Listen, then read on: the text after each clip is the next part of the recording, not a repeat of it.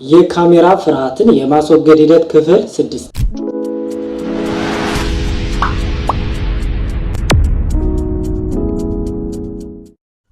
እንደምን ቆያችሁ ውድና የተከበራችሁ የትሬንዲቲው የዩቲዩብ ቻናል ተከታታዮች።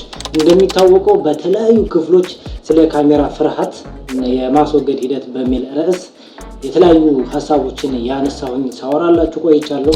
በነገራችሁ ላይ ከጊዜ ወደ ጊዜ እያሻሻልኩ እንደመጣሁኝ እኔ ለራሴ የታየኝ ነው። አይሮን ነው እናንተ ሀሳብ ደግሞ ኮሜንት ላይ ታሳውቁኛላችሁ። ይሄኛው ክፍል 6 ሲሆን በዚህ ክፍል 6 ደግሞ 5 ወሳኝ የሆኑ ኤክስተርናል የሆኑ ችግሮችን እነግራችኋለሁ። ችግሮችን ስል ምንድነው? አቅሞችን አውጥቼ ወደ ገበያ ለመሸጥና ራሴን ለመለወጥ ሲባል እንደ ኦብስታክል ሆነው ያስቸገሩ 5 ነገሮችን እነግራችኋለሁኝ ማለት ነው። 5ኛው ላይ ምናልባችም እናንተ የምትሳተፉበትና አብረን የምንሰራበት እድል ሊመቻች ይችላል ብዬ አስባለሁ። አብረን የምንሰራበት አጋጣሚ ሊፈጠር ይችላል። ስለዚህ ይህን ቪዲዮ ላይክ እያደረጋችሁ እስከ መጨረሻው ድረስ እንድታዩት ጋብዛችኋለሁ። ከነዚህ መካከል እንግዲህ የመጀመሪያው የማቴሪያል እጥረት ነው። ሁላችንም የምናውቀው ነገር ምንድነው? አንድ ነገር ለመስራት ወይም ደግሞ ወደ ሶሻል ሚዲያ ወጥቶ ራሳችንን ለማሳየት ማቴሪያል ሊያጥረን ይችላል። ከካሜራ ጀምሮ የማይክ እንደዚህ አይነት ነገሮች ቢሆንም ግን በትንሽ ነገር መጀመር ይቻላል። ይሄንን እኔ ማምናለሁ። ለዛም ሲባል ባለኝ ነገር ጀምሬያለሁኝ ማለት ነው። ግን ደግሞ ለምሳሌ አንዳንዶች ድምጻቸው በተፈጥሯቸው አሪፍ ይሆናልና ማይክ የሚያስፈልጋቸው አለ። እኔ ግን ድምጼ ትንሽ ብዙ ርቀት አይሰማም፣ እንዲሁም ደግሞ በጥራት ስለማይሰማ ለዛ ሰፖርት የሚያደርገኝ ማይክ ያስፈልገኝ ነበርና አሁን ራሱ እቺን ማይክ ሌሎች ሰዎችም እቺን ማይክ እየተጠቀሙ ጥሩ ድምጽ ያወጣሉ። እኔ ግን እቺን ማይክ ራሱ ተጠቅሜ እንደምታዩት ነው ድምጼና ብዙ አይሰማም። እና ለዛ ሲባል ጥራት ያለው ማይክ ቢኖረኝ ብያሰብኩኝና ያው የማቴሪያል እጥረት አለብኝ። የሆነም ግን ባለው ነገር እንጀምራለን። ዋናው ነገር የምናቀርበው ነገር ነው እንጂ ከድምጻችን ከመልካችን ከባክግራውንዳችን መሆን የለበትም ብዬ አስባለሁ። የመጀመሪያው የማቴሪያል እጥረት ነው። እሱ እንዳለ እንድታስቡት እፈልጋለሁ። በዚህ ዙሪያ እንግዲህ ሀሳብ ምናምን ካላችሁ ማቴሪያል ስለማሟላት ምናምን ሊሆን ይችላል ኮሜንት ላይ አሳውቁኝ ማለት ነው። ሁለተኛውና በጣም ያስቸግረኝ ያለው ዌዘር ኮንዲሽን ነው። እኔ ያለሁበት አካባቢ በሚገርማችሁ ሁኔታ በኃይለኛው ሞቃታማ ነው። እንደውም አንዳንዴ ወይም ደግሞ የተወሰኑ ወራት ላይ እስከ 45 ዲግሪ ሴንቲግሬድ የሚደርስበት ሁኔታዎች አሉ ማለት ነው። በዚህ ሙቀት ውስጥ ሆናችሁ ካሜራ እየፈራችሁ ሀሳባችሁን ለመግለጽ ልምድ ከሌላችሁ ምን ያህል ሙቀቱ እንደሚያስቸግራችሁ መገመት አያቅታችሁም ብዬ አስባለሁና ይሄ በጣም የሚፈታተነኝ ጉዳይ ነው። እንደሚታወቀው እንግዲህ እኔ ትውልዴ ሌላ ቦታ ነው፣ ማለትም ቀዝቃዛ ቦታ ነው። ነገር ግን አሁን ለስራ የመጣሁበት ቦታ እጅግ ከፍተኛ ሙቀት ከማስተናገዱ አንጻር እኔም በዛ የተፈተንኩ እገኛለሁ ማለት ነው። እንደ አንድ ችግር ሊነሳ ይችላል ማለት ነው የአየር ሁኔታው መለዋወጥ። እንግዲህ የሆነ ቦታ ላይ ቁጭ ብላችሁ ኮንሰንትሬት አድርጋችሁ የሆነ ስራ ለመስራት አስባችሁ ሙቀት በሚያስቸግራችሁ ሰዓት አስቡት፣ በጣም ፈታኝ ነው የሚሆነው። ምናልባት ይህን ነገር የደረሰበት ያውቀዋል ብዬ አስባለሁ። ሌላውና ሶስተኛው ስቱዲዮ ነው። ይገርማችኋል፣ በፈለግኩበት ሰዓትና በፈለግኩበት ጊዜ ቪዲዮ መቅረጽ ብችል ኖሮ እስካሁን ብዙ ነገሮችን ተደራሽ ማድረግ እችል ነበር ብዬ አስባለሁ። እንግዲህ እነዚህ አይነት ነገሮች የሉኝም ማለት ነው። ለምሳሌ ጠረጴዛ የለኝም ገደፍ ብዬ የማወራበት። ስቱዲዮ ስላችሁ እንግዲህ ፋንሲ የሆነ ነገር ምናምን ጠብቄ ሳይሆን ነገር ግን ወጥ የሆነ ባክግራውንድ አትሊስት ይሄ ማንዳቶሪ ነው። እንዲሁም ደግሞ ወንበር የምትቀመጡበት ወንበር ሊኖር ይገባል። እንደዚህ ማይካችሁን የምታስቀምጡበት እንዲሁም ደግሞ ክርናችሁን የምትደገፉበት ጠረጴዛ ቢኖር መልካም ነው። አንድን ቪዲዮ ለመቅረጽ ስትፈልጉ እንግዲህ እነዚህ ነገሮች ያው ማሟላት ማንዳቶሪ ነው ብዬ አስባለሁ። እና ነገር ግን እነዚህ ነገሮች የሉኝም። እሱ ብቻ እኮ አይደለም መግዛት ይችላሉ። ነገር ግን የት ቦታ ቤት ውስጥ መቅረጽ አልችልም። እንደነገርኳችሁ ሙቀቱ በጣም አስቸጋሪ ነው።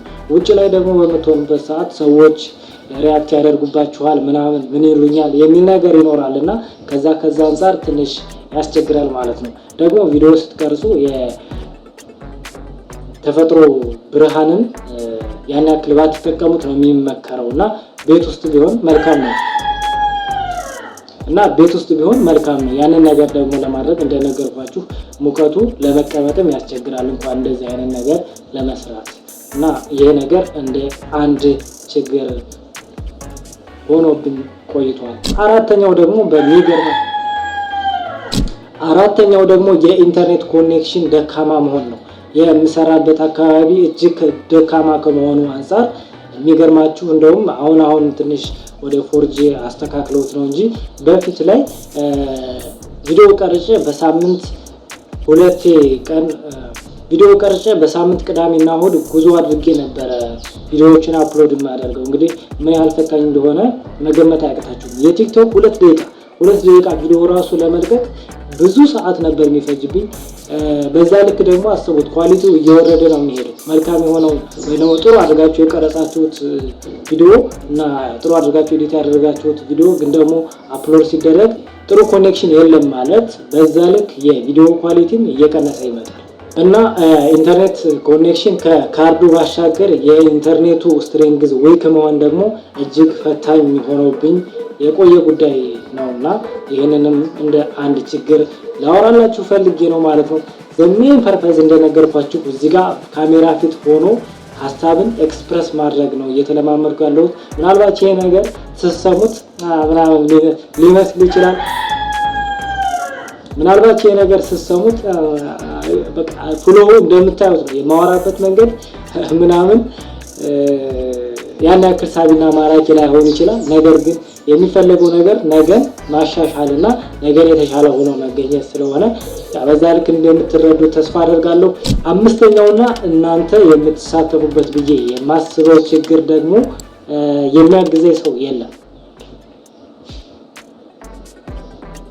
ይህ ማለት እንግዲህ ካሜራ ስታርት አድርጎ እዚህ ጋር ቁጭ ብሎ ማውራት፣ ስጨርስ ደግሞ ካሜራውን ስቶፕ ማድረግ፣ የካሜራውን ኤክስፖዠር ምናምን የሚባል ነገር አለ። ምናልባት ዲቴይል አልገባበትም እንጂ ራሳችሁን በምትቀርጹበት ሰዓት በትክክል ባክግራውንዱን ሴንተር አድርጎላችኋል ወይ ከታችና ከላይ እንዲሁም ከቀኝና ከግራ በትክክል ሴንተር ላይ መሆናችሁን፣ ሌላው ደግሞ እንደዚህ ፊታችሁን በስነ ስርዓት በተቻለ መጠን የስልካችሁን ካሜራ በትክክል የምትጠቀሙበትን መንገድ ማስተካከል። ለምሳሌ እኔ እዚህ ቁጭ ብዬ እሱ ጋር ብራይትነሱንና ኤክስፖዠሩን በሚያስተካክልበት ሰዓት በትክክል የኔን ገጽታ ቆንጆ አድርጎ እንደሚቀርጽ ማስተካከል። ይህንን የሚያደርግልኝ ሰው የለም። ጀስት በመሰለኝና በደስታለኝ ስታርት ብዬው እመጣለሁ፣ እዚህ ጋር ተቀምጬ እቀርጸዋለሁ ማለት። አሁን ይህን ቪዲዮ የምታዩት እንግዲህ ምናልባችም ቢሆን ብዬ ነው እንግዲህ ስታዩት ትፈርዳላችሁ። ይሄ በእኔ ነው የሞከርኩት። ነገር ግን አንድ የሚያገዘኝ ሰው ቢኖር ኖሮ እዛ ጋር ቁጭ ብሎ እኔን እያየ ኤክስፖዠር እና ብራይትነሱን ቢያስተካክለው ጥሩ ኳሊቲ ያለው ፉቴጅ ማግኘት እንችላለን ማለት ነው። እንግዲህ በዚህ አጋጣሚ ውድና የተከበራችሁ የትሬንድ ኢትዮ የዩቲዩብ ቻናል ተከታታዮች ምናልባት እንግዲህ በዚህ ጉዳይ ላይ ኢንተረስቱ ካላችሁና ሶሻል ሚዲያ ላይ ለመስራት ተነሳሽነትና ፍላጎት እንደምትለወጡ የምታምኑ ከሆነ አብረን መስራት እንችላለን ለማለት ያክል ነው። እንግዲህ ባለው ነገር አብረን ኮላብ አድርገን እንደምንሰራ ተስፋ አደርጋለሁ። ፈቃደኛና እንዲሁም ደግሞ ፍላጎት ካላችሁ ከስር በማስቀምጥላችሁ አድራሻ እየገባችሁ ኮንታክት ልታደርጉ ትችላላችሁ። አመሰግናለሁ።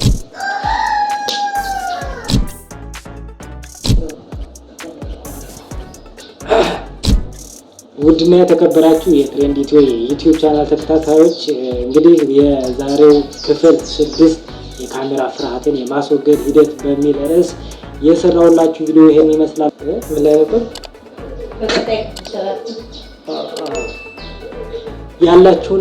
ያላችሁን ማንኛውም አይነት ጥያቄ እንዲሁም ደግሞ ሀሳብ እንደነገርኳችሁ በቪዲዮ ዙሪያ ሊሆን ይችላል። እንዲሁም ደግሞ ሌሎች ሀሳብና ጥያቄ እንዲሁም አስተያየት ካላችሁ የበለጠ ለመስራት ያግዘኛል እና ኮሜንት ላይ አሳውቁኝ። በቀጣይ ክፍል 7 እስከምንገናኝ ድረስ መልካም ጊዜ ይሁንላችሁ።